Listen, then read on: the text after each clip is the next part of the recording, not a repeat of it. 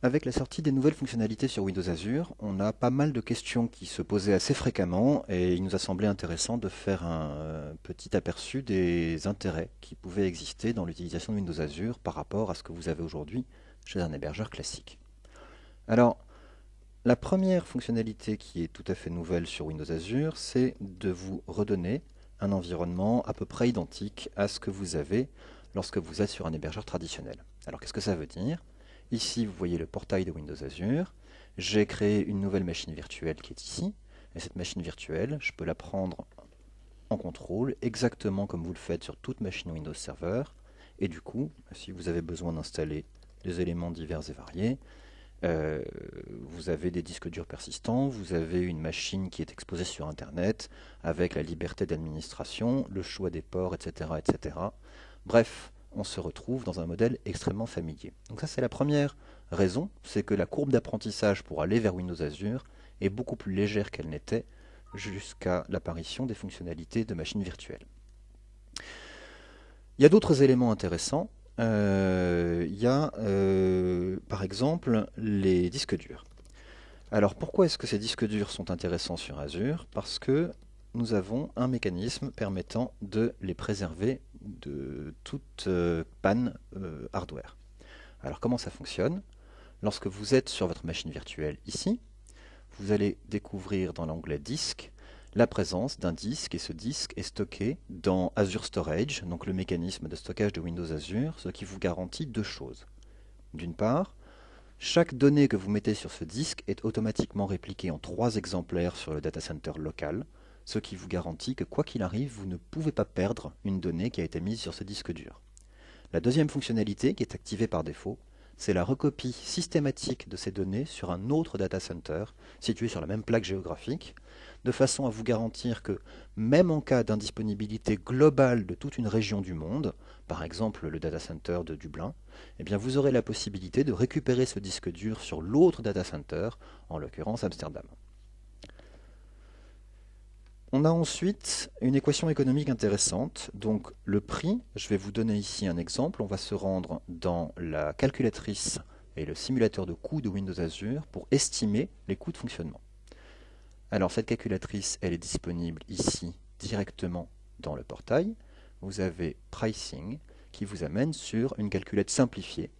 Et je vais aller un peu plus loin, je vais demander la calculatrice complète et je vais estimer le coût de fonctionnement d'un petit serveur tournant dans Windows Azure. Alors un petit serveur, c'est un serveur de taille minimale ici. On va prendre une seule machine.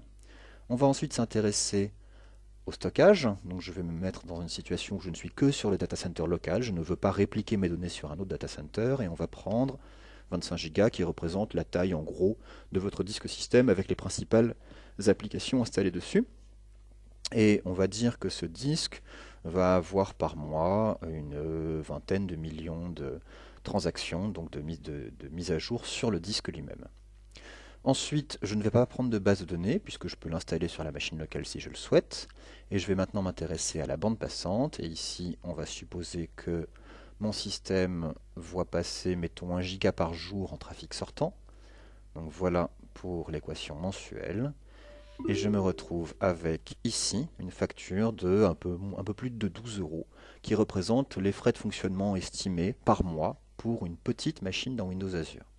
Et donc je vous invite à aller vous-même dans cette calculatrice pour voir un petit peu quelles sont vos hypothèses à vous et en déduire vos coûts mensuels d'exploitation. Donc voilà des choses qui ont l'air très familières et il y a derrière d'autres qualités. Alors la première qualité, c'est la montée en charge.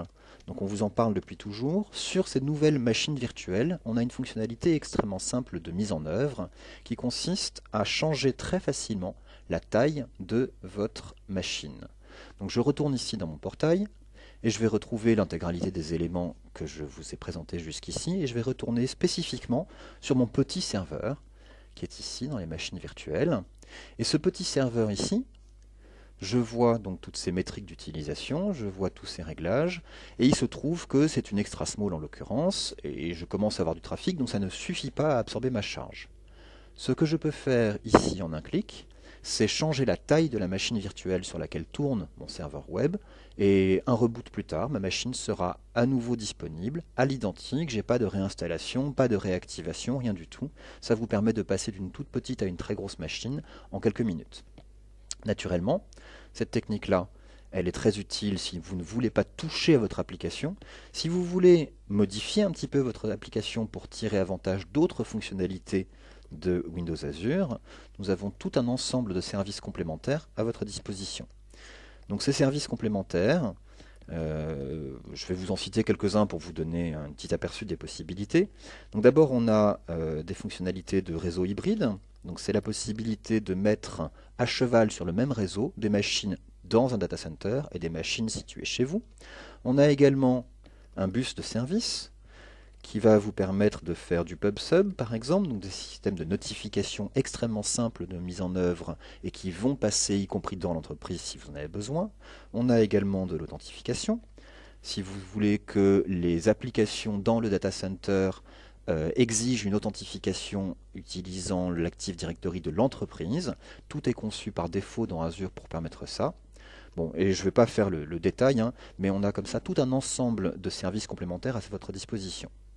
Donc en deux mots, vous êtes aujourd'hui dans un mécanisme qui vous permet de retrouver immédiatement tout ce que vous connaissez d'un hébergement classique, mais avec un confort immédiat sur la gestion de la persistance, bien évidemment un niveau de service qui est garanti par Microsoft pour l'intégralité du data center, et puis tout un système de tarification, de montée en charge et de services complémentaires qui vont s'adapter aux différents besoins que vous aurez pendant que votre application évolue.